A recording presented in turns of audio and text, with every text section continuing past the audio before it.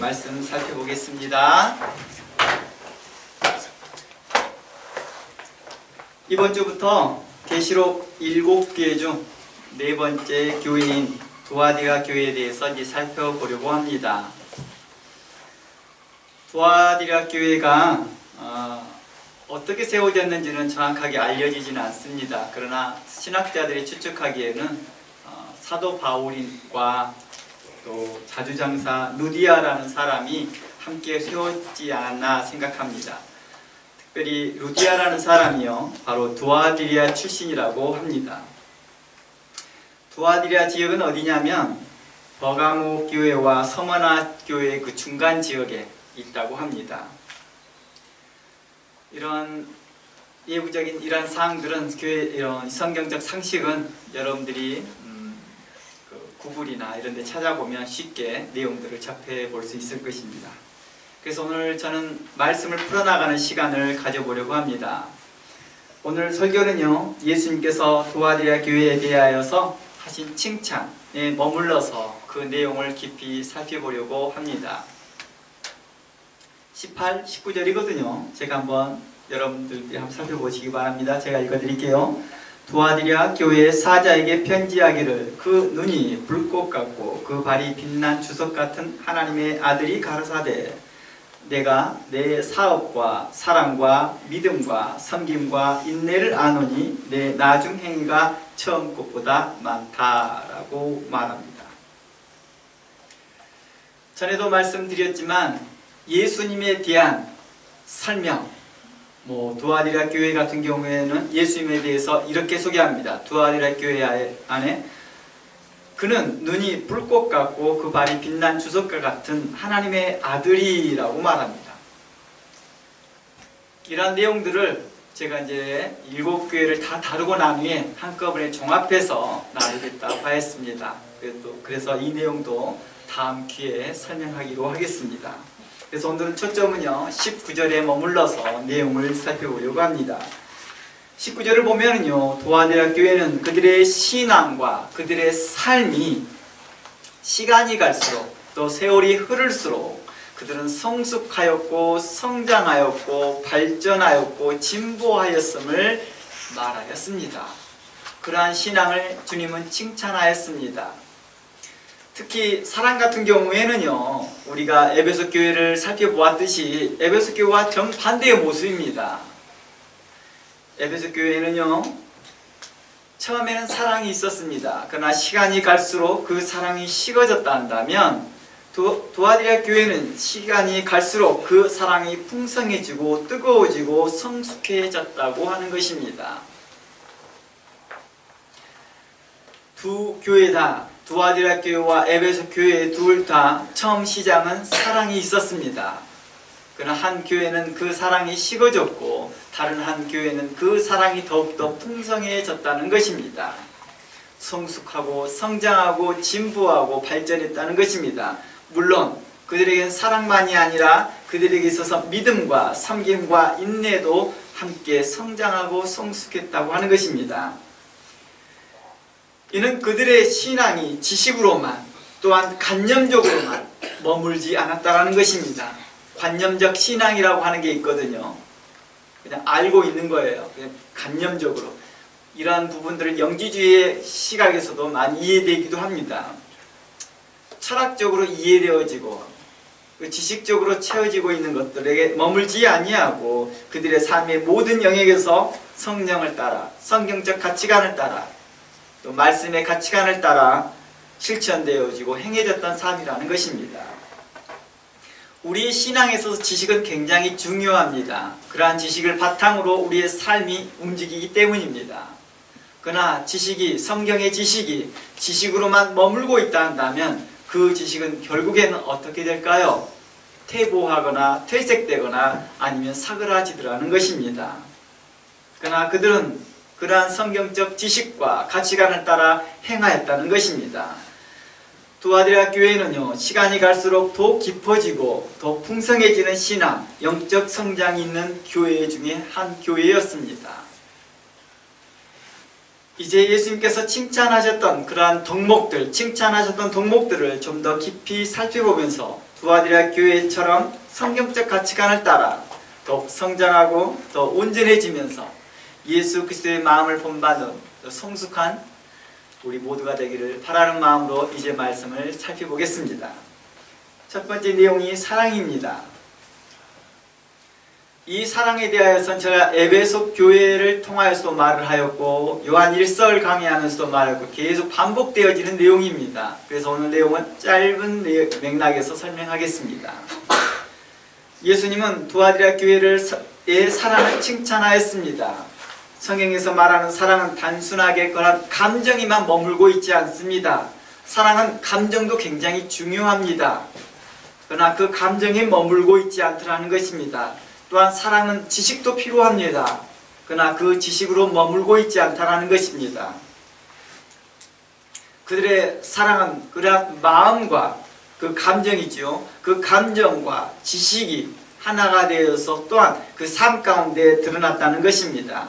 하나님께로 향한 헌신과 희생이 있었고 이웃을 향한 헌신과 희생이 있었다는 것입니다. 또한 이러한 모습이 교회 안에서도 그들의 삶 가운데 사랑으로 나타났다는 것이겠죠. 사랑은 다양한 모습으로 나타날 수도 있을 것입니다. 다양한 모습으로 나타날 수 있습니다.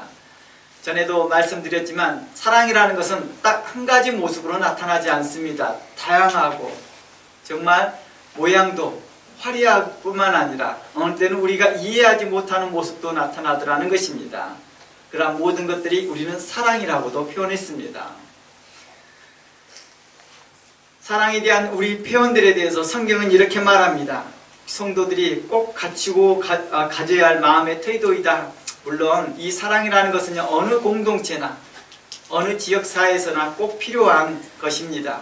하지만 성도들에게, 그리스도인들에게는 반드시 지켜야 할, 또 지녀야 할, 가져야 할 성품과 덕목이기도 하다는 것입니다.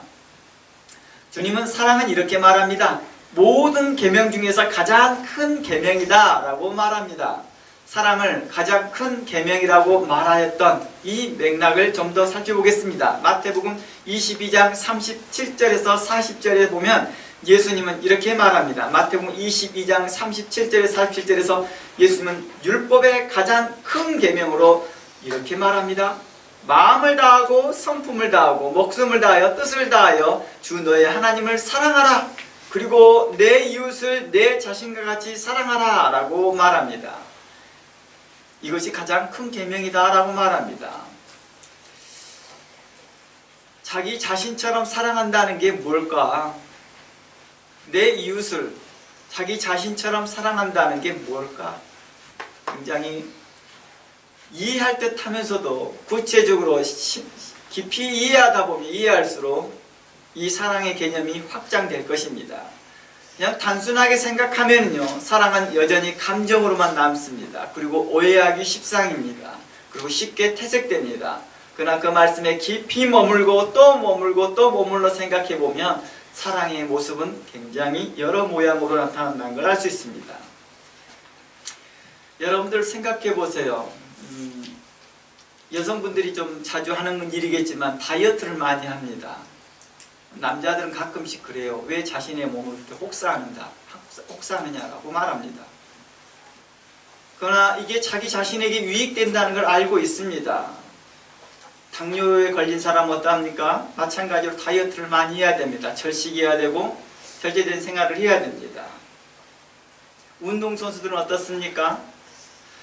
운동선수들은요, 일반인들과 다릅니다. 다른 세상에 살고 있습니다. 다른 몸을 가지고 있지요.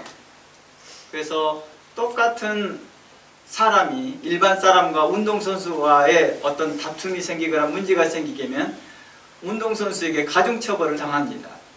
가중처벌을 줍니다. 이유가 운동선수는 일반인들과의 몸이 좀 다르기 때문이요. 그 몸이 만들어지기까지 그들은 자신의 몸들을 굉장히 많이 혹사시킵니다. 훈련하고 단련시킵니다. 우리는 이것을 어떻게 이해해야 될까요? 사랑이라는 개념으로 이해해 볼 수 있을까요? 자기 몸처럼 내 이웃을 사랑하라 라는 맥락에서 이해하고 있다는 것입니다. 그러니 사랑이라는 말을 단순하게 감정의 하나로 아니면 한 가지 맥락으로 바라본다 한다면 우리는 쉽게 이해하기 십상이라는 것입니다. 우리가 그런 거 있죠. 부모님들이요, 부모님들이 그런 거 있잖아요. 자녀들을 사랑한다고 하면서도 가끔씩 그의 모습들에서는 우리가 부모님들에게 보여지는 예상했던 모습들이 안 나타날 때가 많습니다. 상상치 못한 일들이 많습니다. 어느 때는 우리에게 큰 소리로 야단도 치기도 하고 우리에게 어느 때는 크게 매로 우리를 혼내기도 합니다. 왜 그럴까요? 혹시 다른 자녀에게, 남의 집 이웃사람에게 그렇게 속상해하고 잠 못 이루는 여러분 부모님들을 보았습니까? 옆집 철수가 이번에 시험에 떨어졌다 하더라. 고민이 많다. 내가 잠이 안 온다. 그가 공부할 수 있도록 내가 이렇게 지도를 했어야 되는데 못해서 내가 정말 미안하고 내가 이걸 어떻게 해야 될지 모르겠다. 그런 부모님들을 보셨나요? 아니, 없잖아요. 그렇죠? 옆집 철수가 시험에서 잘못됐다 하면 아 그랬나 보다 안 됐네요 하고 끝나는 거죠. 그걸로 끝이죠. 그래서 내 이웃을 내 몸과 같이 사랑하라는 말을 좀 더 우리가 생각해 본다 한다면 우리는 이 맥락을 좀 더 깊이 이해할 수 있을 거라 봅니다. 이런 부분들은 이미 제가 요한일서 또 에베소서 강의하면서 또한 다른 부분들을 설명하면서 많이 설명했던 부분이기 때문에 참고하시길 바랍니다. 사랑은 이렇게 설명합니다. 만일 사랑이 우리의 감정과 우리의 지식에만 머물고 있다 한다면 그것은 곧 식어지거나 또는 퇴색될 수 있다라고 말합니다. 사랑이 식어진다라는 에베소 교회를 향하여서 하는 말이 그거죠. 바로 지식과 마음에만 두어 있고 실천되지 않았기 때문이겠죠. 그래서 사랑은 삶 속에서 드러날 수 있도록 애쓰고 노력하고 수고해야 하는 것입니다. 그래서 고린도전서 13장에서는 이렇게 말합니다. 고린도전서 13장 가봅니다. 사랑은 어떤 모습으로 성숙되어야 할 것인지를 이야기하고 있습니다. 사랑의 성숙을 이야기하고 있습니다. 4절부터 읽어볼게요. 사랑은 오래 참는 것이라 말합니다. 사랑은 온유한 것이라고 말합니다. 사랑은 시기하지 않는 것이라고 말합니다. 이 세 가지까지만 읽어보겠습니다. 사랑은 오래 참는 거래요. 사랑은 온유한 거래요. 사랑은 시기하지 않는 것입니다. 이것을 우리는 사랑이라고 말하는 것입니다. 그 다음 또 읽어보겠습니다. 사랑은 자랑하지 않는 것입니다. 우리가 자랑하는 사람들을 보면 우리 말이 너무 가볍게 나올 때가 많습니다. 한 심리학자가 이렇게 말한대요. 우리의 머리에는 도파민이 흐른대요. 근데 그 도파민이 빠르게 또 강하게 나올 때가 언제느냐 했더니 자기의 것을 나타낼 때라고 합니다. 어떤 사람도 이런 생각한대요. 말한대요. 자신들이 말에 실수를 자주 하는 사람들의 특징들이 그거래요. 말에 실수를 자주 하는 사람. 꼭 해야 될 필요가 없는 말들을 하는 사람들의 특징들이 그것이에요. 어떤 것이냐? 현재 느껴지는 그 도파민을 더 선택한다는 것입니다. 나중에 일어날 후회보다는 현재 일어날 도파민에 더 많이 자극을 받는다고 합니다. 그래서 자신이 현재 이 말을 하는 것이 후회가 나중에 가보면 후회될 일이지만은 그걸 알면서도 순간 잊어버린대요. 그리고 현재 그 말을 함으로써 오는 그 자극들, 내가 그것을 설명함으로써 일명 자랑이라고 표현해요. 자랑하면서 오는 그 감정들이 훨씬 강하기 때문에 그 말을 한대요. 그리고 난 후에 30분 있다가 1시간 있다가 아니면 집에 돌아와서 후회한다는 거예요. 이것들을 계속 반복하는 이유가 뭘까? 그 첫 번째 그 도파민에 자주 그런 자극을 받기 때문이라고 합니다. 우리가 이러한 부분들을 우리는 성숙하지 못했다 또는 이것을 사랑하지 않는 모습이다 라고도 말하는 것입니다. 그를 사랑한다면 이라는 맥락에서 본다면 우리 이런 부분들도 우리는 신중하게 생각해 봐야 될 거겠죠. 우리 마음 가운데 시기가 일어나는 것, 우리 마음에 질투가 일어나는 것, 이러한 모든 것들도 내 안에 사랑이 없음을 이야기하고 있는 것 같습니다. 또한 교만하지 않는 거라고 말합니다. 제가 전에도 이 말을 한번 한 적이 있는데요. 제가 이 컨커션 뇌진탕 치료를 하는 그 과정에서 제가 게임을 했습니다. 그거 장기를 두는 거죠. 장기요. 장기를 두면서 처음에는 아주 기초 작업, 기초 수준, 아주 낮은 레벨에서 시작해요. 가장 낮은 레벨에서 시작을 해요. 그 낮은 레벨에서 이제 몇 달 하다 보면 조금 좋아져요. 조금씩 좋아져요. 조금씩 좋아지고 나면 그때부터 뭐합니까? 나도 모르는 사이에 자신감이 넘쳐요. 그리고 그런 규칙과 원칙들을 생각하지 않고 두게 됩니다. 그러면서 그런 생각들을 갖죠. 내 안에 이런 생각들이 또 드는구나. 조금 잘 되고 있고 조금 더 승급이 오르다 보니까 나도 모르는 사이에 이렇게 되는구나 라는 걸 자주 느낍니다. 그러니까 우리의 삶 가운데에서 자주 느끼는 것들이 이러한 교만한 마음들이고 자랑하는 마음들이라 볼 수 있는 것이겠죠.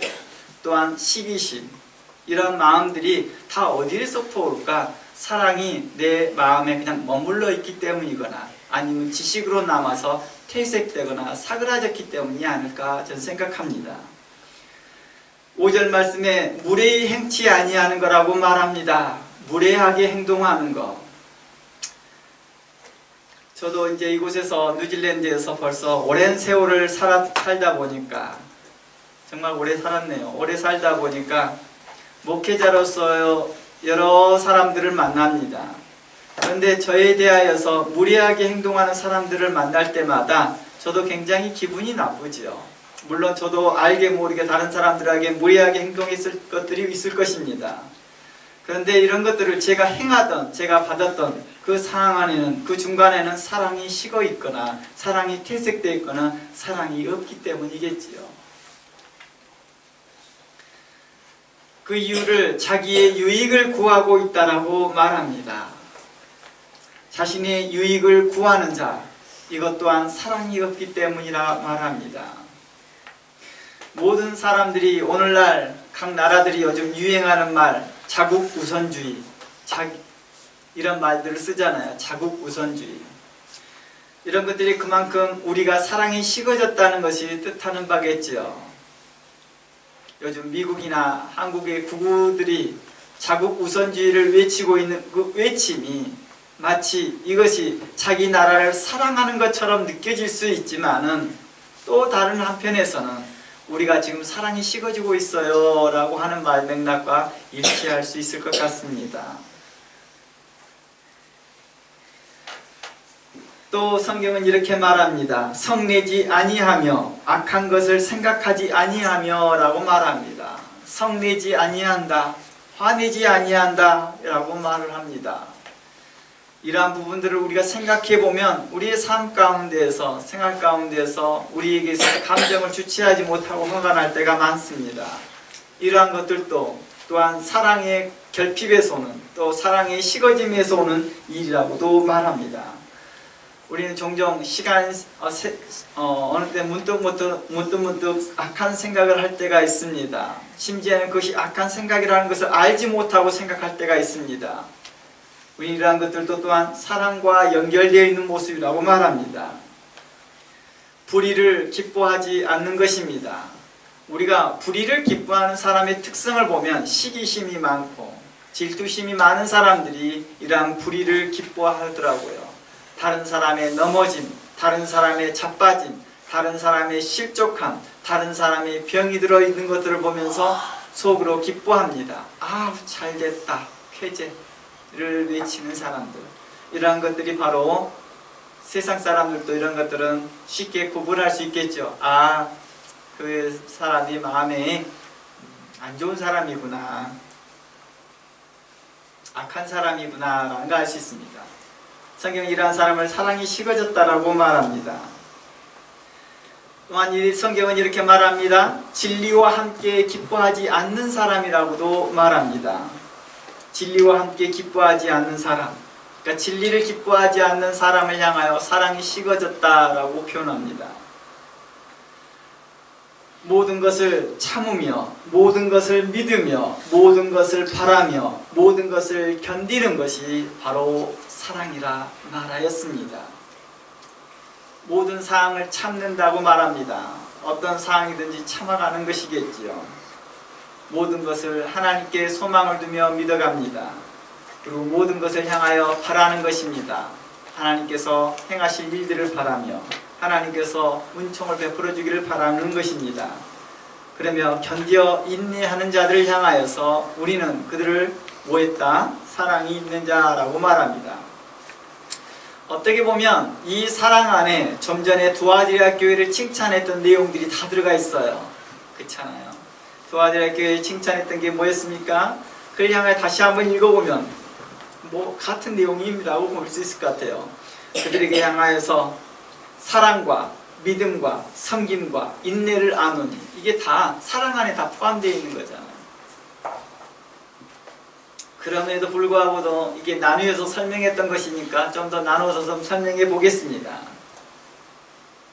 믿음에 대해서 좀 살펴볼까요? 믿음은 단순한 신념, 지식으로만 머물러 있는 것이 아니었습니다. 그들에게 있어서는, 두아디라 교회에서는 그들은 그 말씀에 대하여서 그 말씀을 신뢰하는 바탕에서 그 삶 가운데 나타났다는 것입니다. 성경적 가치관을 따라 행한 거죠. 그러니까 그 말씀을 믿는 것이죠. 그 말씀대로 행하면 이 좋은 결과가 있을 것이다 라고 믿는 것입니다. 그게 어려운 일이겠죠. 그 말씀을 내가 지식으로 이해되고, 지식이 아니죠, 논리적으로 이해되고 마음으로 받아들여지지 않는데도 우리는 그것을 믿고 행할 수 있는 것은 참으로 대단한 믿음입니다. 내가 다 납득이 되고 내 마음이 다 수용이 되어졌을 때 믿고 행한다 한다면 우리에게 그렇게까지 믿음을 요구하지 않았을 것입니다. 어느 때는 우리가 내 마음에도 다 받아들여지지 못하고 내 머리에도 다 논리적으로 설명되지 않는다 할지라도 우리는 그것을 믿고 나아가는 걸 우리는 신앙이라 말하는 것입니다. 성경은 우리가 또한 이러한 믿음이 행할 수 있는 그 근거를 세워주는 것이 곧 또 말씀이라고 말합니다. 우리가 믿음이 없는데 그 믿음을 가지라고 할 때 우리는 이렇게 말합니다. 성경은 우리에게 근거를 제시합니다. 이 말씀을 믿고 가봐라. 이 말씀이 이러한 것이다. 그래서 가장 중요한 게 무엇이냐? 하나님은 누구시냐? 그리스도는 누구시냐? 성령님은 누구시냐? 성경은 어떤 책이냐에 대한 그 첫 번째 이 내용이 교리가 굉장히 중요했던 것이죠. 하나님에 대한 신뢰감, 그리스도에 대한 신뢰감, 성령님에 대한 신뢰감, 성경에 대한 신뢰감이 없고는 그곳에서 나오지는 그 말씀에 대한 믿음이 형성되기가 어려우니까요. 누가 말했느냐가 굉장히 중요합니다.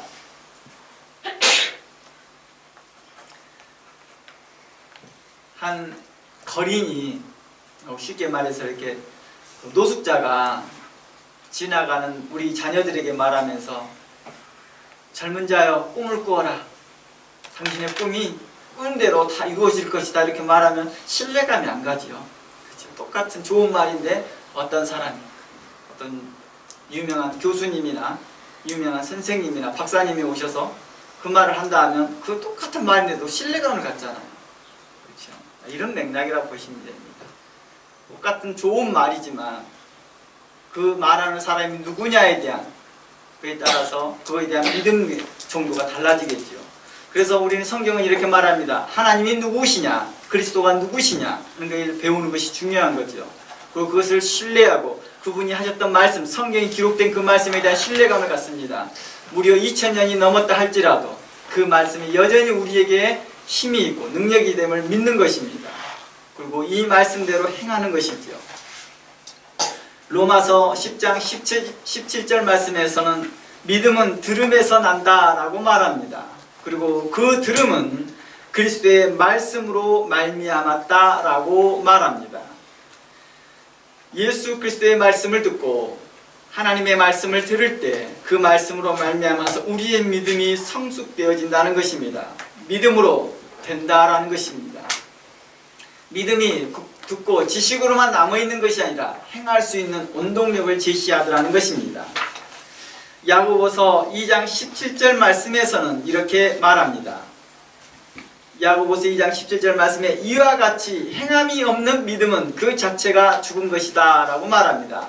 만일 성경을, 그리스도의 말씀을 들었고 하나님의 말씀을 들었습니다. 하지만 그것을 마음에만 두고 지식에만 둔다 한다면 그것은 얼마 안 있다가 퇴색되거든지 사그라지든지 없어지더라는 것입니다.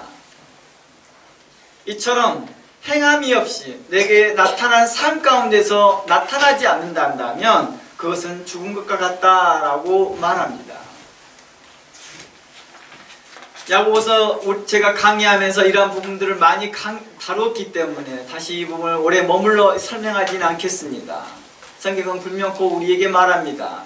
서기관과 바리새인들에게 예수님이 책망하였던 그 내용들을 보아도 알 수 있듯이 그 삶이 우리 가운데 얼마나 중요한지를 계속해서 이야기하였습니다. 한 율법사가 물어봅니다. 우리가 무엇을 하여야 영생을 얻습니까? 라고 물어보자 주님께서는 율법사에게 대로 물어봅니다.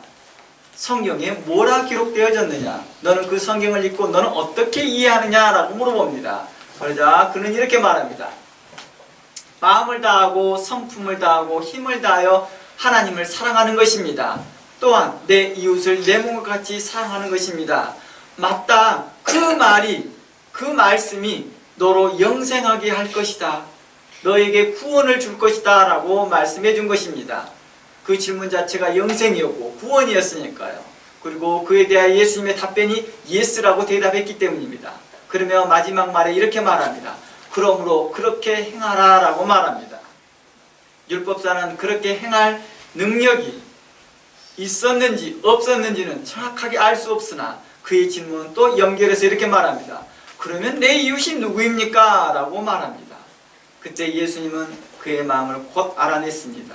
아, 얘는 이렇게 말하는 걸 보니까 얘는 이 행할 능력이 없는 자이구나 라는 걸 바로 알 수 있습니다. 이렇게 자신의 상황을 핑계로 말로 이거저런 말로 인해서 말하는 사람들의 속상태가 바로 드러날 때이죠. 바로 예수님이 이렇게 말합니다. 그러면서 사마리아의 선한 모습을 보입니다. 강도 만난 사람에게 대해서 누가 가장 가까운 친구이겠느냐? 누가 이 사람의 이웃이 되겠느냐 물어봤을 때 바로 선한 일을 자비를 베푸는 자입니다 라고 했을 때 너도 그렇게 하라. 그리하면 살리라 하였습니다. 지식에 머물러 있고 마음에만 머물러 있던 사람들에게 향하여서 이렇게 말한 것입니다. 이렇게 행하라. 너가 알고 있는 대로 행하라. 그리하면 살 것이라 하였습니다. 우리는 수없이 말씀을 듣고 수없이 말씀을 경험하고 있지만 그 말씀이 우리 삶 가운데 드러나기까지는 굉장한 많은 시간이 걸린다는 사실들을 우리는 경험하고 있습니다. 그 이유가 내가 결단하지 못하는 부분도 있고 나의 미약함도 있고 연약함도 있을 것이고 나에게 있어서 그 말씀에 대하여서 많은 의심과 불편한 마음들이 있기 때문이겠지요. 성경은 이곳을 향해서 믿으라. 또 이것을 향하여서 하나님께 향하여 전심을 다하여 행하라고 우리는 말합니다. 하나님을 힘을 다하여 목숨을 다하여 뜻을 다하여 하나님을 사랑하는 것은 그 말씀을 내가 사랑합니다. 내가 그 일을 행하겠습니다. 라는 말과 같은 동일한 맥락에서 설명될 수도 있을 것입니다. 이제 세 번째 말을 나눠보겠습니다. 그들에게 대하여 섬김과 인내를 이야기하였습니다. 두아디라 교회에 향하여서 그들의 섬김과 그들에 대한 인내를 말합니다. 이곳에서 섬김이라고 말하는 것은 오늘날 우리는 봉사라고도 표현합니다. 같은 단어입니다.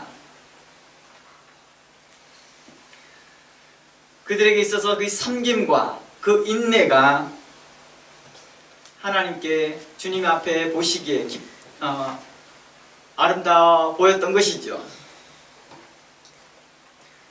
이 섬김과 인내는 어디로부터 출발되는가요? 우리가 좀 전에 고린도전서 13장을 살펴보았듯이 사랑에서 출발되고 있습니다.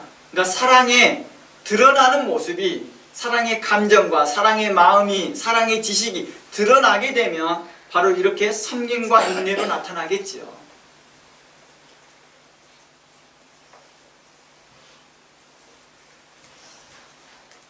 그러니까 저희가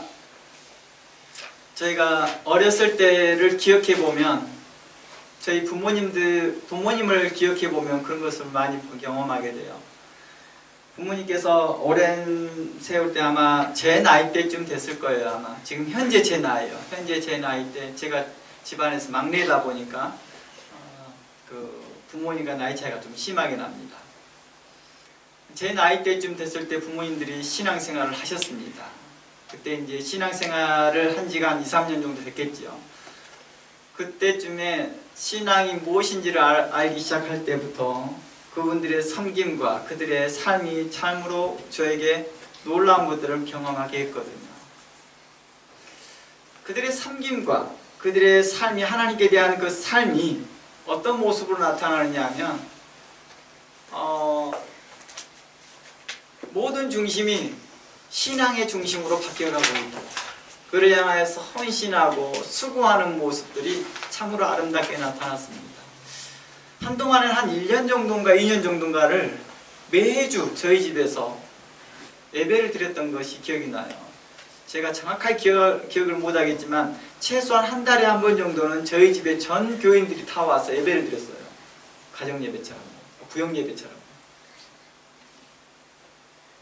그것을 좋아하셨고 즐거워하셨던 그런 모습들, 교회에서 무언가를 헌신하고 봉사하는 일들이 자신들의 삶의 낙이었던 것 같고 그 삶에 있어서 충전이 되었던 것은 분명했던 모습이었던 것 같습니다. 로마서 15장 25절 말씀에 보면 이러한 말씀이 있습니다.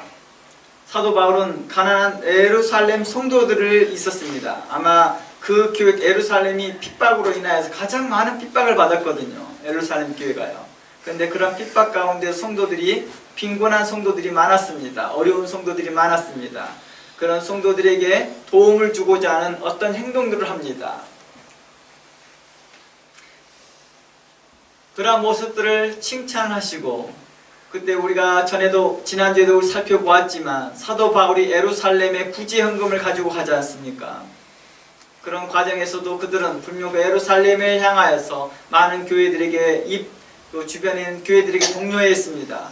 우리가 같은 형제의 교회들을 도웁시다. 오늘날 우리가 교회의 재정이 여유가 있는 교회들은 어떻게 하느냐 하면 교회 건물을 증축하는 데 더 많은 집중을 많이 하더라고요. 물론 필요하지요. 그러나 그게 너무 지나치고 화려하다 보니까 주변 교회들이 불편한 마음을 갖지요. 실상 주변 교회들은요, 교회 전용 차가 없어서 불편한 경우가 참 많습니다. 그래서 담임 목사님이 차가 교회 전용차고 교회 전용차가 담임 목사님 그 개인 차이기도 합니다. 그런 작은 교회들이 그런 교회들이 많습니다. 그럼에도 불구하고도 큰 교회들은요, 그런 교회를 지원할 생각을 전혀 하지 않습니다. 그냥 어떻게 하든지 자신의 교회들만이, 자신의 유익에만 초점을 두고 있는 모습들이죠. 오늘날 교회가 교회를 사랑하지 못하는 모습이라 볼 수 있는 거겠지요. 또 이렇게 말합니다. 저희가 우리 교단인가? 우리 쪽 총회 사람인가? 아니면 우리 쪽 같은 총회를 할지라도 또 파가 있거든요. 같은 총회도 여러 또 파가 있어요. 또 우리 쪽 우리 노예 쪽 사람인가? 강서쪽 노예 사람인가? 북서쪽 노예 사람인가? 이렇게 따지면서 생각하는 경우, 우리 이러한 부분들을 향하여 성경은 이렇게 말합니다. 우리에게 너무 자기 유익을 위한 모습이다 라고 말하는 거죠. 이것은 오늘날 교회가 사랑이 식어져 있던 드러난 정형적인 모습이라 할 수 있을 것입니다. 또한 그 교회를 향한 도와드릴 교회에서 인내를 이야기하였습니다. 그들의 인내는 어땠을까요? 여러 부분에 참을 수 있었던 힘이 어디에 근거했을까요? 그리스도의 고난을 생각하였고 그리스도의 인내를 본받으려 했던 거겠죠. 우리가 실질적으로 인내의 한계라는 게 있어요. 인내라는 게, 참을 수 있는 게 한계라는 게 있어요. 사람들마다요. 그렇죠. 그 정도의 사람들마다 그 참을 수 있는 한계의 정도는 사람들마다 조금씩 다를 수 있습니다. 어떤 사람은 3번까지 참을 수 있는 사람이 있고, 어떤 사람은 5번까지 참을 수 있는 사람이 있고, 어떤 사람은 1번까지만 참고 2번째는 참기 어려운 사람도 있습니다. 그 사람들은 그 인격의 성숙도에 따라 다를 수 있을 것 같습니다. 그러나 그리스도인들에게 향하여서 이 인내가 어느 때까지 참기를 원하고 있습니까? 그리스도의 마음을 본받기를 원하고 있다는 것입니다. 바로 이 인내를 갖기를 바라고 있었고 하나님께서는 그렇게 오래 견디기를 원하셨다는 것입니다. 도아디라 교회의 이러한 덕목들이 시간이 갈수록 뭐해졌다고 말합니까? 더 깊어졌대요. 더 풍성해졌대요. 이러한 모습들을 주님께서는 칭찬하였습니다. 성경은 이러한 모습들을 향하여 부흥이라 말하였습니다. 부흥은 꼭 성도들만이 많이 모여지는 것들만 부흥이라 말하지 않습니다. 물론 부흥은 성도들이 많이 오는 것을 부흥이라 말합니다. 그러나 동시에 부흥은 또 이러한 말도 있습니다. 내적으로 그들의 성숙하고 성장하는 것을 또한 부흥이라고 말합니다. 그런데 만일 교회 성도들도 늘어나지도 않고 내적으로 성도들도 성장하지 않고 있다 한다면 이는 참으로 안타까운 일이겠지요. 성도들도 없어요. 개인 성장에도 많이 발전도 없어요. 그대로 머물러 있어요. 그러면서 여전히 정신적 승리를 하고 있습니다. 우리 교회는 안전해 라고요. 그러고 있다 한다면 이러한 교회는 뭔가 문제가 있는데도 그의 문제를 바라보지 못하고 있는 거라 볼 수 있는 거겠지요. 또 참혹한 교회는 겉으로 성장도 되지도 않고 내적으로 성장도 되지 않고 그리고 그 안에서 말씀도 제대로 선포되지 않고 있다 한다면 참으로 그 교회는 참혹한 교회라 할 수 있을 것 같습니다. 이 내용은 아마 다음 주에 좀 더 설명해 보면서 나눠보려고 합니다. 우리에게서 부흥은 성경은 얘기합니다. 각 개인의 부흥을 이제 우리에게 요청하고 있습니다. 성장을 요구하고 있습니다. 바로 두아디라 교회는 바로 이런 내적 성장이 아마 그들에게 있어서 큰 부흥의 발동력이 됐을 거라 봅니다. 19절 내용에 대해서 제가 한 가지 설명하지 않은 내용이 있습니다. 사업이라는 단어입니다. 계시록 2장 19절 말씀에 두아디라 교회에 대해서 내 사업과 사랑과 믿음과 섬김과 인내를 아노니 내 나중 행위가 처음 것보다 많도다 라는 말씀이 있습니다. 이곳에서 제가 사업이란 이 단어를 제가 제일 끝에 넣었던 이유는 이 단어의 뜻 때문에 그렇습니다. 사업에 해당하는 헬라어가 에르가입니다. 에르가. 제가 평소에 헬라어나 히브리어를 자주 언급하지 않지만 이번에는 제가 언급하는 이유는 이게 개념을 정리하고자 하는 것입니다. 산업에 해당하는 단어가 에르가인데요. 이 단어가 같은 절에서 19절에서 무슨 단어로 번역되기도 하냐면 사용되고 있냐면 행이라는 말로 쓰이고 있습니다. 행이요. 그러니까 제가 이렇게 볼게요. 내가 내 아르가와 사랑과 믿음과 섬김과 인내를 나누니 내 나중 에르가가 처음 것보다 많도다 이 말이에요. 같은 단어라는 것입니다. 행이라는 단어입니다. 행이요. 그리고 예수님께서 에베소 교회를 칭찬할 때에도 같은 표현을 씁니다. 에베소 2장 2절 말씀에 내 행위와 수고와 인내를 알고 라고 나와 있습니다. 두아디라 교회와 에베소 교회는 많이 흡사한 내용이 많습니다. 그러나 거기서 결정적인 차이는 칭찬에서 결정적인 차이는 한 교회는 사랑이 풍성해졌다 한다면 한 교회는 사랑이 식어졌다는 것입니다. 아무튼 이곳에서 말하는 행위라고 나올 때도 같은 에르가라는 단어입니다. 그래서 우리나라 성경 중에서 세번역 성경이나 표준 성경이나 우리말 성경이나 현대인의 성경 같은 경우에는 이곳을 행위라고 번역하였습니다. 왜냐하면 사업이라고 하면 종종 세속적인 의미로 전달될 수 있기 때문입니다. 즉 산업이라고 하니까 사업이라고 하니까 뭐 어떤 교회 프로젝트로 이해하시는 분도 있고요. 어떤 교회 프로젝트를 사업이라고도 표현하시는 분도 있고요. 또는 교회 성도들의 비즈니스나 아니면 교회에서 하는 그 비즈니스 있잖아요. 그것으로 이해하시는 분들이 있기 때문에 그런 오해를 없애기 하기 위해서 행위라고 번역합니다. 그래서 이 행위라고 말하는 말은 이제 어떤 의미로 이해될 수 있을까요? 즉 성도들의 전반적인 신앙의 삶을 이야기하고 있는 것입니다. 신앙의 전반적인 삶을 이야기하고 있는 것입니다. 그러니까 그들의 전반적인 그 삶이 뭐였어요? 성숙했다는 것입니다. 성도들의 삶이 교회와 가정과 직장에서 그리고 부모로서, 자녀로서, 그리고 목사로서, 선생으로서, 장로로서, 집사로서, 그리고 성도로서 각각 자신이 처해 있는 위치와 상황에서 성경적 가치관을 따라 살았다는 것을 말하고 있는 것입니다.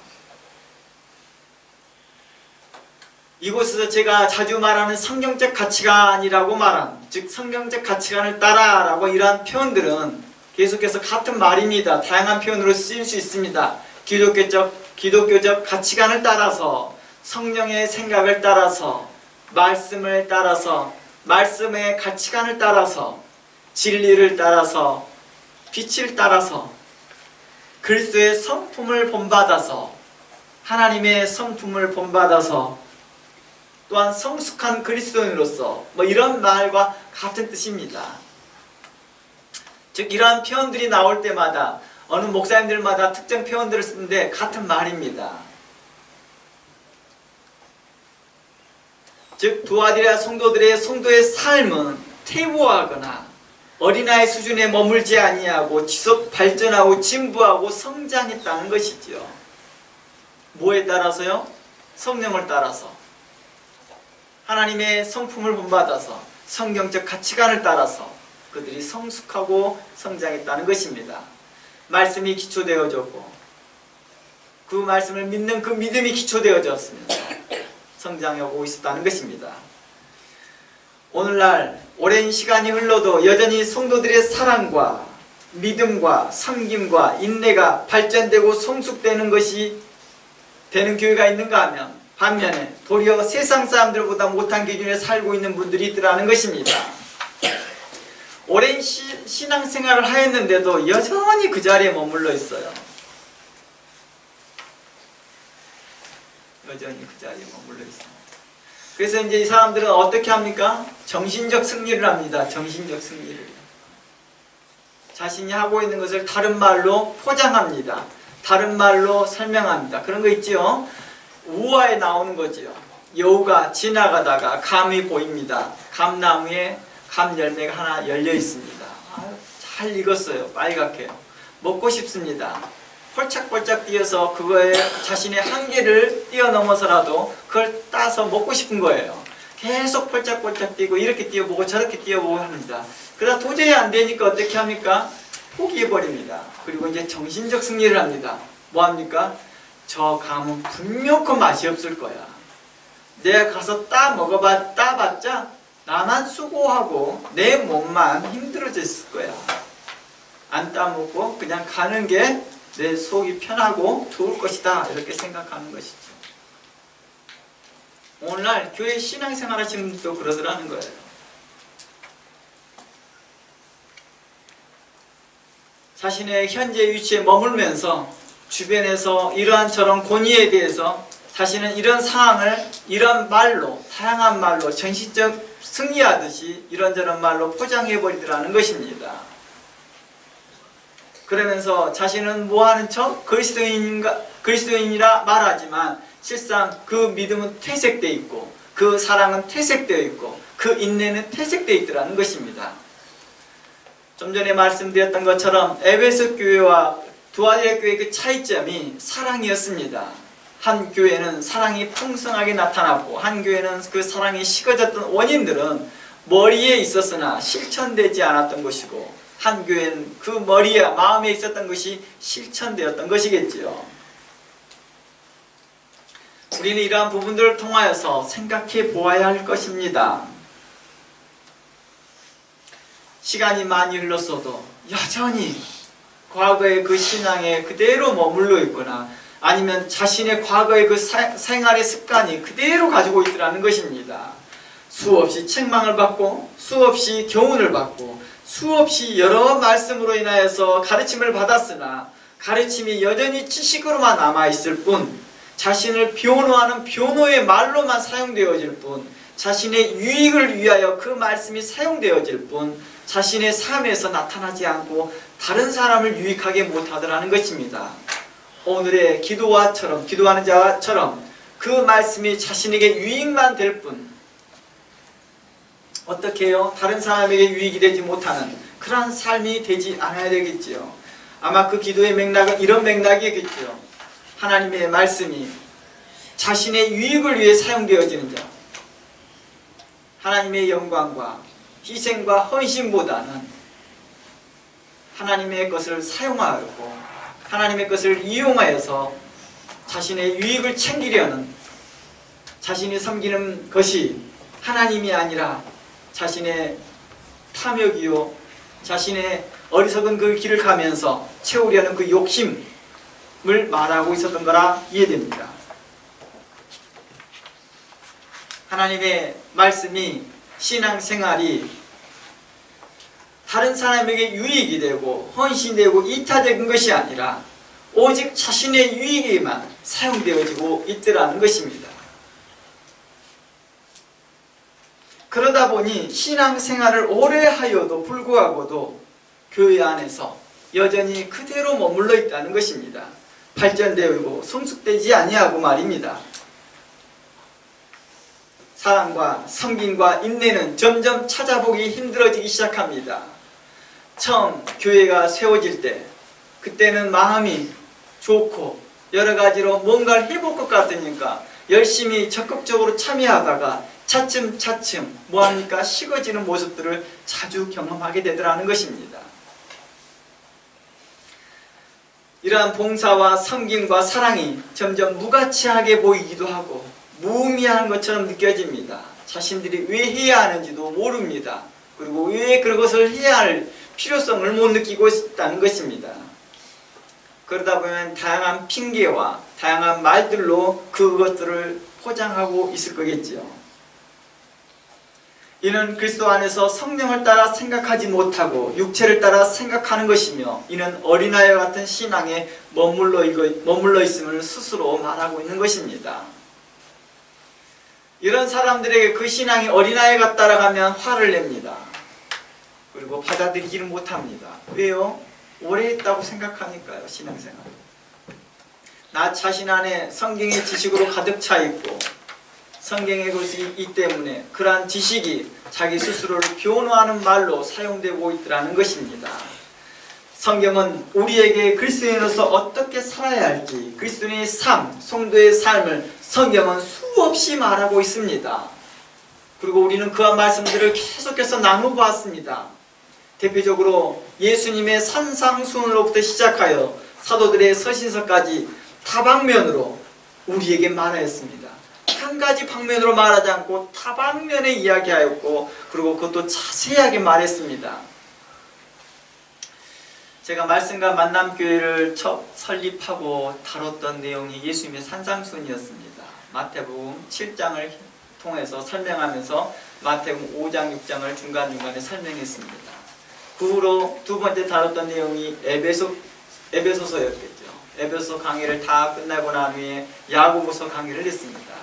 야고보서 강의를 끝나고 나서 디도서 강의를 끝냈습니다. 디도서 끝나고 나서 요한일서 강의를 마무리했습니다. 그리고 현재 우리가 요한계시록 7교회를 다루고 있습니다. 이렇게 많은 말씀들을 함께 살피면서 우리는 사도들이 우리에게 설명했던 것이 뭐였습니까? 성도들의 합당한 삶이었습니다. 그래서 제 입에서도 정말 설교 가운데 많은 말들이 나오는 것이 성경적 가치관을 따라 또는 성도의 합당한 삶이라는 단어를 가장 많이 사용했던 것 같습니다. 이것은 설교자인 제가 가지고 있는 독특한 표현이 아니라 일반적으로 사용되어지는 말인데 제가 아마 그 말에 오랫동안 머물러 사용했을 뿐입니다. 예수님은 이처럼 우리에게 다양하게 성도의 삶과 그리스도의 삶을 다양하게 설명하고 있었습니다. 성경 여러 곳에서요. 대표적으로 이제 살펴보고자 합니다. 마태복음 5장 13절 가봅니다. 마태복음 5장 13절에 이렇게 말합니다. 너희는 세상의 소금이니 소금이 만일 그 맛을 잃으면 무엇으로 짜게 할 것이냐. 후에는 아무 쓸데없어 다만 밖에 버려져 사람들에게 밟힐 뿐이라. 너희는 세상의 빛이라. 산 위에 있는 동네가 숨기지 못할 것이요 사람이 등불을 켜서 말 아래 두지 아니하고 등경 위에 두나니 그러므로 집안 모든 사람에게 비치느니라. 이같이 너희의 빛을 사람들 앞에 비치게 하여 너희 착한 행실을 보고 하늘에 계신 너희 아버지께 영광을 돌리게 하라. 내가 율법이나 선지자를 폐하려 온 것이 줄로 생각하지 말라. 폐하려 온 것이 아니오 완전케 하려 왔다라고 말합니다. 예수님께서 말씀하신 것 중에서도 사랑이 내 마음을 다하고 성품을 다하 힘을 다하여 사랑하는 것이, 하나님을 사랑하고 이웃을 사랑하는 것이 율법과 선지자라고도 말합니다. 율법의 완성이라고도 말합니다. 이런 사도 바울도 동일한 말을 합니다. 즉 율법이나 선지자라고 말했던 말은 이런 관용적 표현입니다. 그냥 당시에는 구약과 신약이라는 성경이 구분되지 않았습니다. 오늘날 우리는 구약이다, 신약이다 말하지만 성경을 이야기합니다. 성경. 근데 이제 당시에는 유대인들 사이에서 율법하면 모세 오경, 선지자 이렇게 말하면 선지자에서 나왔던 그런 글들을 말합니다. 뭐 이사야서. 그래서 이사야서 전, 이사야서 후로 이렇게 나눠서 설명하기도 합니다. 그러니까 이사야를 기준으로 해서 이사야 전의 것을 율법, 이사야서 이후로를 뭐 선지서 이렇게도 말하기도 합니다. 당시에 유대인들이 그렇게 구분하는 모습이었습니다. 그래서 율법과 선지자라는 말을 사용하지만 그냥 당시에는 사용되어진 관용적 표현으로 말씀, 성경 이렇게 이해하면 됩니다. 당시에 사람들은요, 사두개인들은 어떻게 했느냐면 선지서들을 부분적으로 제해버립니다. 그리고 이런 사두개인들은 어떤 사람들이에요? 제사장 출신들이잖아요. 그러니까 모세 오경을 굉장히 중요시 여깁니다. 그리고 나머지 선지서들은 조금씩 빼내버립니다. 그리고 바리새인들은요, 율법을 극단적으로 해석합니다. 그러면서 선지서들을 굉장히 중요시 여깁니다. 그러면서 율법을 그 근처에 그걸 근반으로 해서 여러 가지 해석해 나갑니다. 그러다 보니까 사두개인들과 약간의 격을 두기 시작하지요. 사두개인들이 율법, 모세 오경에 집중했다 한다면 바리새인들은 그 모세 율법을 해석해 하는 그 선지서에 더 초점을 둡니다. 이처럼 그들은 부분적으로 말씀들을 부분적으로 없애거나 적용하고 했다는 것입니다. 예를 들어서 이런 거죠. 마태복음 23장 23절 말씀에 화 있을진저 외식하는 서기관들과 바리새인들이여 너희가 박하와 회양과 근처의 11조는 들이되 율법에 더 중요한 바 정의와 국률과 믿음은 버렸도다. 그러나 이것도 행하고 저것도 버리지 말아야 할 것이니라. 주님께서 율법을 완성시키러 왔다라고 말합니다.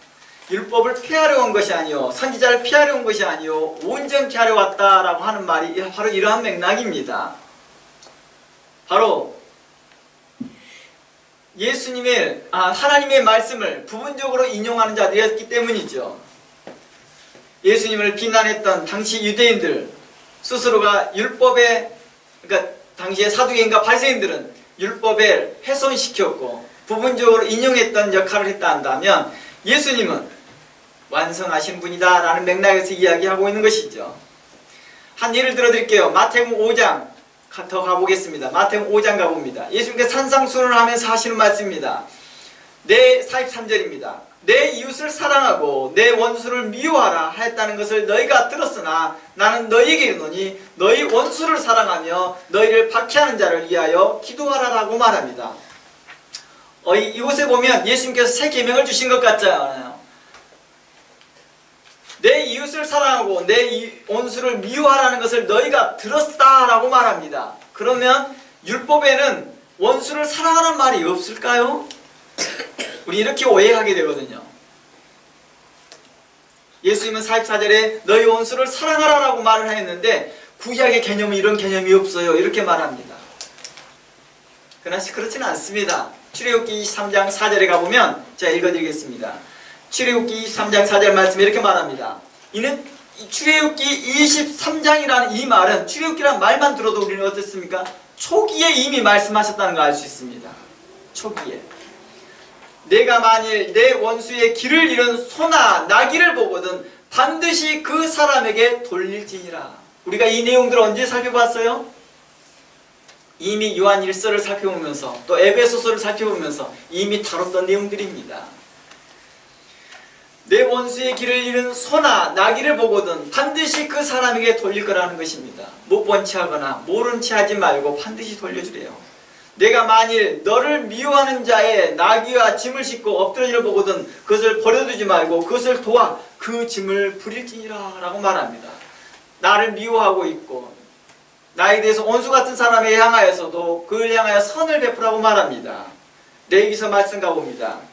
같은 맥락에서 레위기 19장 17절 말씀 가봅니다. 레위기 19장 17절 너는 형제를 마음으로 미워하지 말라. 내 이웃을 반드시 견책하라. 그러면 내가 그에게 대하여 죄를 담당하지 아니하리라. 18절 집중해서 보시기 바랍니다.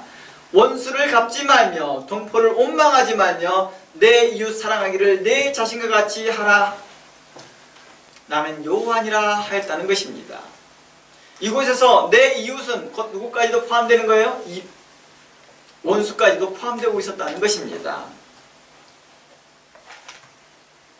잠언서 20장 22절 말씀에 잠언서 20장 22절 말씀에 너는 악을 갚겠다 하지 말라 라고 말합니다. 악을 갚지 말라는 것은 원수 갚지 말라 이 말입니다. 여호와를 기다리라. 그가 너를 구원할 것이다 하였습니다. 그러면서 마태복음 5장에서 이렇게 말했던 것이죠. 산상수훈에서는 45절에서 45절 가봅니다.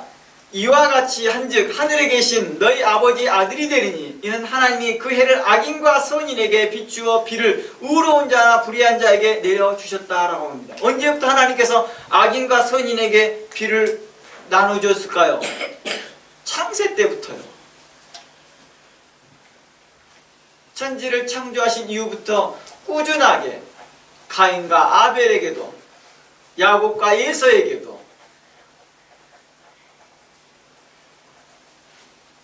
또한 광야에 있을 때 모압에게도 이스라엘 백성에게도 동일하게 이 비는 해는 고르게 비춰졌다는 것이고 내려졌다는 것입니다.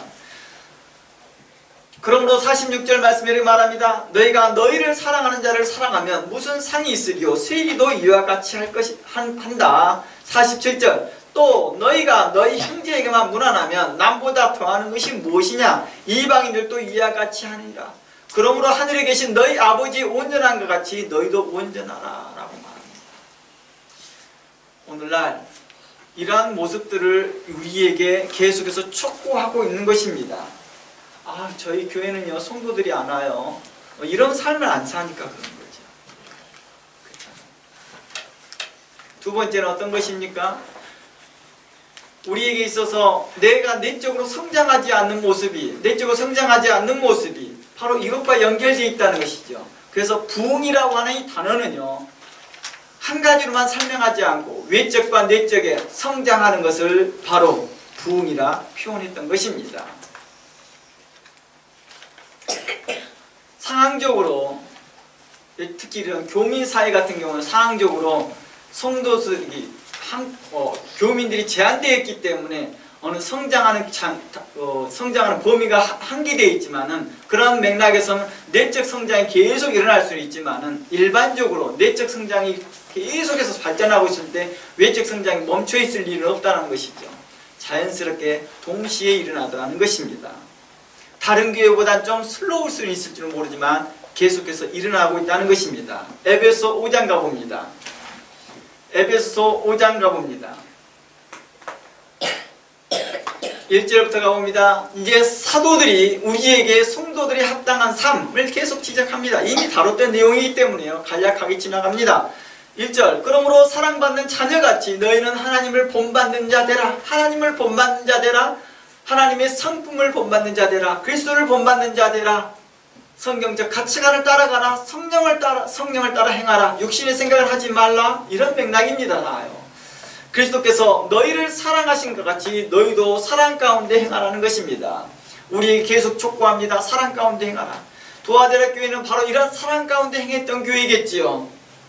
하나님을 본받았고 그리스도를 본받는 모습이 도화대라 교회는 분명하게 드러났다는 것입니다. 이 모습이 과거 시간이 지날 때마다 어떻게 했어요? 성숙하고 성장했다는 것입니다.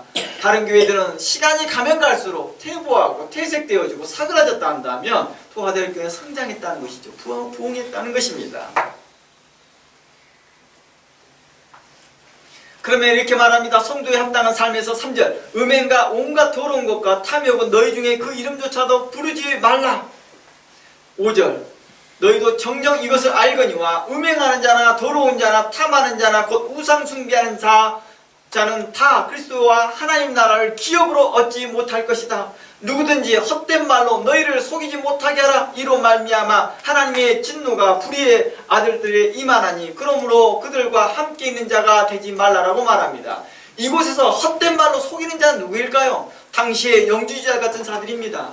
우리가 좀 전에 버가목 교회를 보았을 때도 발람의 교훈을 따라가고 발람의 어그러진 길을 따른 자들이 어떤 자들이었습니까? 이런 세속적인 것과 영주주의 교훈과 연결되어 있던 사람들입니다. 그들이 발람의 교훈을 따라서 행하던 것 같이 세상 풍조를 따라 행하던 것처럼 그들이 그렇게 행하면서 뭐하고 있어요? 거짓된 일들을 행하더라는 것입니다. 이런 자들이 결코 하나님 나라에 갈 수 없다라고 알고 있으면서 말합니다. 성도들이 합당한 삶, 이 교회 안에서 또 삶에서 어떻게 나타날지를 말하고 있는 것입니다. 그러며 5장 22절 말씀에 아내들이여 자기 남편에게 복종하기를 주께 하듯 하라. 이는 남편이 아내의 머리됨이니라. 그리스도께서 교회의 머리됨과 같이 그가 바로 몸의 구준이라. 그러므로 교회가 그리스도에게 하듯 아내들도 범사에 자기 남편에게 복종할지어다. 남편들아 아내 사랑하기를 그리스도께서 교회를 사랑하시고 그 교회를 위하여 자신을 주신과 같이 하라라고 말합니다. 도아드리아 교회는 그 가정의 삶이 어땠을까요? 이러한 삶이 있었겠지요. 주님께서는 이러한 디테일하게 다방면으로 다 이야기하고 있다는 것입니다. 이러한 면들이 성숙하고 성장했다는 것이지요. 6장 1절로 넘어갑니다. 자녀들아 주 안에서 너희 부모에게 순종하라. 이것이 옳다. 내 아버지와 어머니를 공경하라. 이것이 약속 있는 책 계명이다. 이로써 너가 잘되고 땅에서 장수할 것이다. 아비들아 너희 자녀들을 노엽게 하지 말고 오직 주의 교훈과 훈계로 양육하라 했습니다.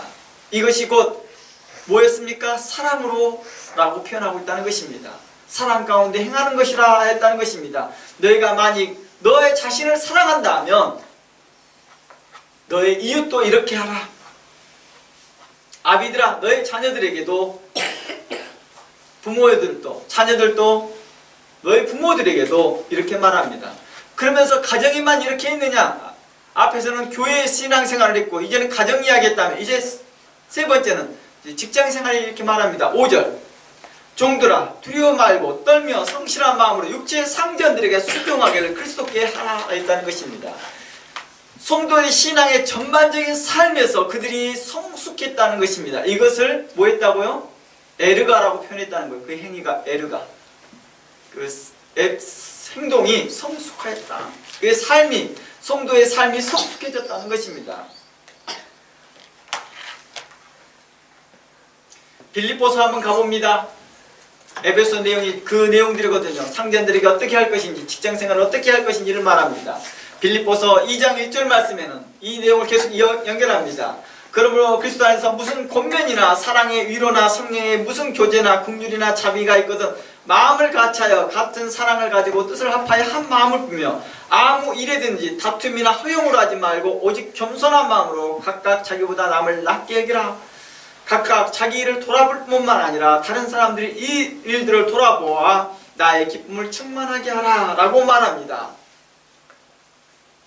이 말과 연결을 해서요 계속해서 설명하면 베드로전서 2장을 가볼게요. 베드로전서 2장 12절 말씀을 가봅니다.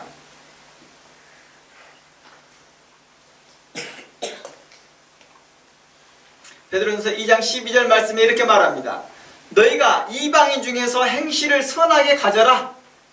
너희를 악행하다고 비방하는 자들에게도 하여금 너희의 선한 일을 보고 오시는 날에 하나님께 영광을 돌리게 하라. 인간의 모든 제도를 주를 위하여 순종하되 혹은 위에 있는 왕이나 혹은 그가 악행하는 자를 징벌하고 선행하는 자를 포상하기 위하여 보낸 총독에게 하라. 곧 선행으로 어리석은 사람의 무식한 말을 막으라.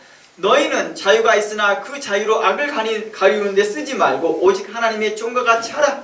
못 사람을 공경하며 형제를 사랑하며 하나님을 두려워하며 왕을 존대하라고 말합니다.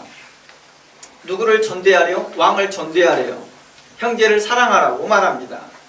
그러면 18절 사환들아 범사에 두려워함으로 주인에게 순종하되 선하고 관용하는 자에게 아니라 또한 까다로운 자에게도 그렇게 하라.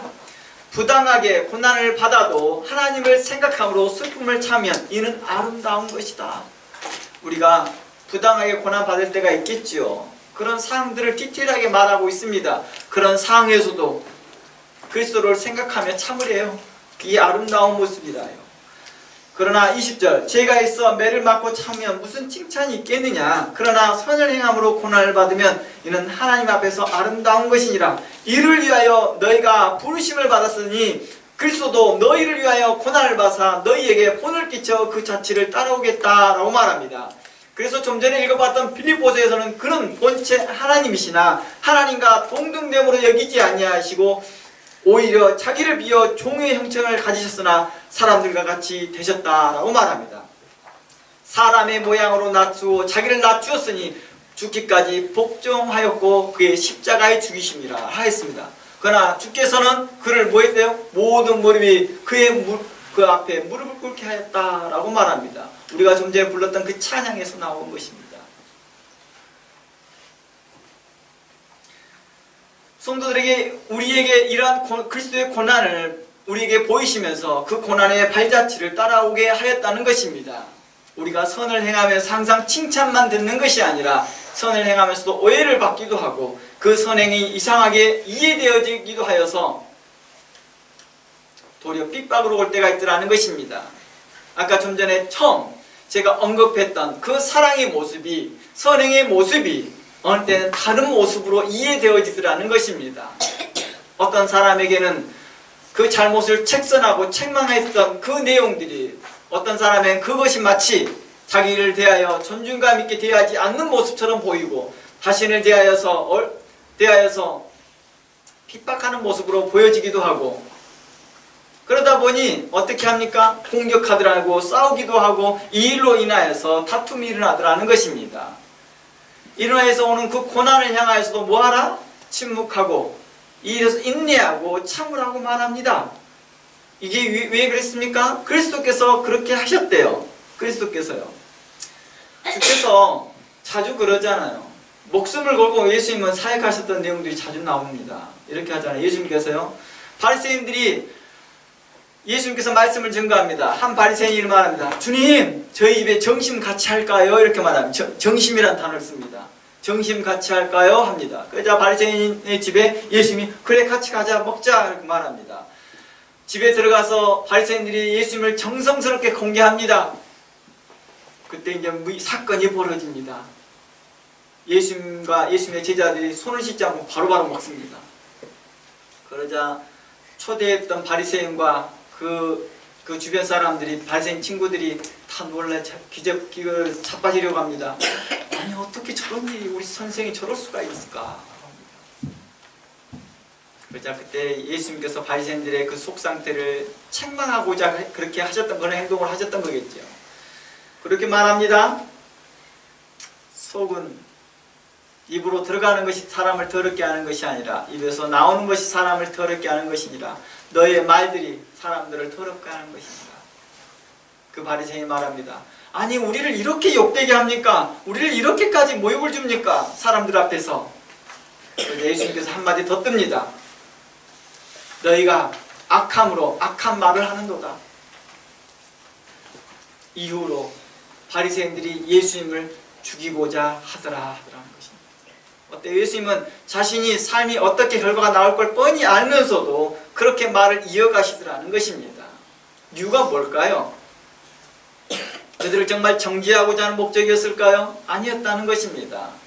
그들이 그 말을 듣고 이해하기를 바라고 깨닫기를 바라는 마음에서 했던 것이겠죠. 바로 그의 불의한 모습을 보면 반드시 책선하라 하시는 그 말씀처럼 예수님은 그들의 잘못을 보고 책선해 주기를 원하셨던 것이죠. 예수님은 그런 거죠. 그동안에 아무도 그 바리새인의 문제를 아무도 책선해 주지 않으니까요. 이번 기회 아니면 책선해 주지 못해 줄 것 같다는 마음으로 전심을 다해 책선을 해 줍니다. 한 목사님이 저한테 그러더라고요. 목사님, 왜 굳이 처음 본 사람에게 그런 말을 그렇게 하세요? 라고 하더라고요, 저한테요. 그래서 제가 이렇게 말했습니다.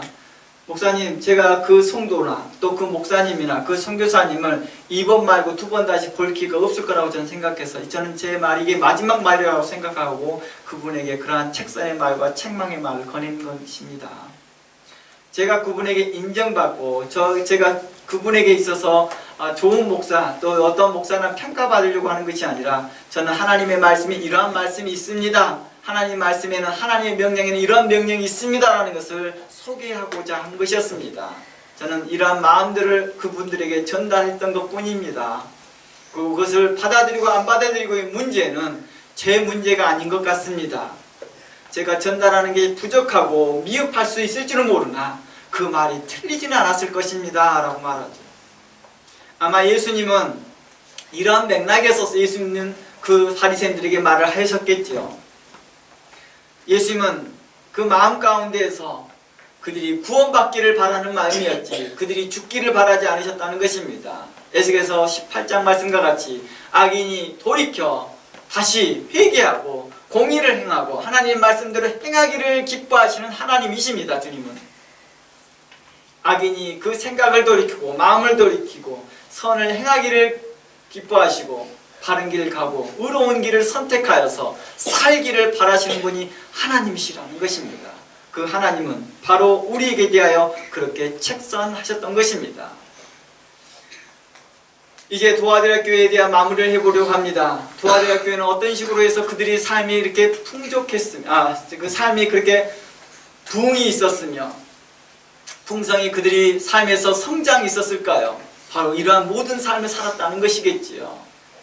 그들이 잘못에 대하여서 그는 견책해 주길 뿐만 아니라 서로 봉사하며 그들이 섬기며 헌신하는 모습도 있었을 것이며, 그들이 어느 때는 어떤 책망을 들었을 때 인내하며 들었을 것이며, 그들은 교만하거나 거만하지 아니했을 것이며, 그들의 삶 가운데 겸손으로 하나님의 말씀을 들으며 그 말씀 안에 연합했을 것입니다. 도화대학교에 어떤 분이, 어떤 목사님이 그곳에 사역했는지는 모르지만 그 목사님을 통해서 그들에게 나오는 교훈과 책망과 책선과 바르게 함과 의로 교육함으로 인해서 그들이 믿음으로 듣고 그 말씀을 향하여서 성경적 가치관을 마음에 두고 그를 따라서 행했던 모습들이 나타났던 것이겠지요.